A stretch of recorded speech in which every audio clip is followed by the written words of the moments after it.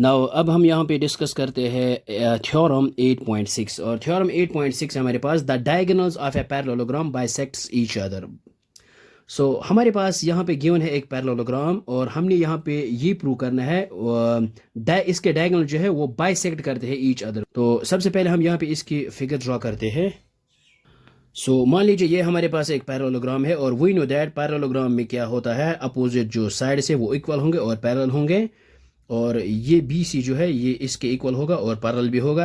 और अब हमने यहाँ पे ये प्रूव करना है ये जो डायगोनल्स है A C and B D ये intersect each other at point O. हमने ये प्रूव करना है कि O D is equal to O B या फिर O C is equal to O A. तो यहाँ पे गिवन लिखते हैं हम। सो ये हमने यहाँ पे लिखा है given a parallelogram A B C D, या फिर हम ये लिख सकते हैं a quadrilateral A B C D in which A B equal to C D and B C is equal to A D.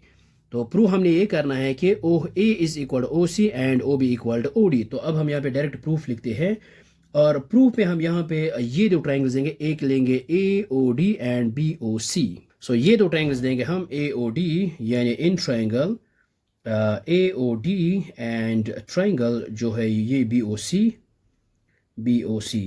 तो सबसे पहले हमारे पास जो है ये गिवन बी सी जो है B C is equal A D, ये हमारे पास गिवन। तो हम यहाँ पे लिख सकते हैं A D is equal to B C, इसको यहाँ पे लिखते हैं, ये है गिवन हमारे पास यहाँ पे।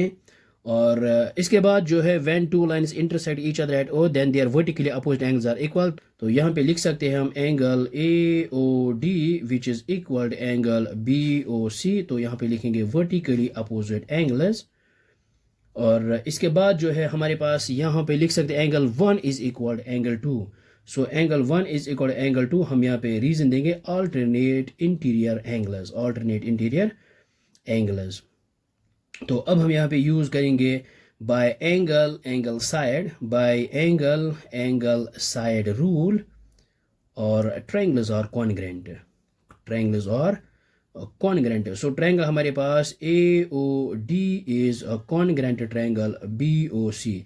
और जब हमारे पास ये दो ट्रायंगल्स कॉन्ग्रेंट आएंगे तो it means that corresponding side जो है वो इक्वल होंगे। इट मीन्स दैट हम यहाँ पे लिख सकते हैं O A is equal to O C, यानी O A is equal to O C, या फिर O B is equal to O D. तो ये है ओ A is equal O C, या फिर ये जो है O B is equal O D. तो यहाँ पे रीजन देंगे C P C T corresponding parts of congruent triangles, क्योंकि जब हमारे पास दो ट्रायंगल्स कॉन्ग्रेंट होंगे then their corresponding sides and corresponding angles are equal. So ये हमने यहाँ पे प्रूव किया है। देन देयर डायगोनल्स जो है बाइसेक्ट्स ईच अदर, यही तो हमने यहाँ पे प्रूव करना था। सो आई होप आपको ये समझ में आया होगा, ये बहुत ही आसान है। So thanks for watching this video.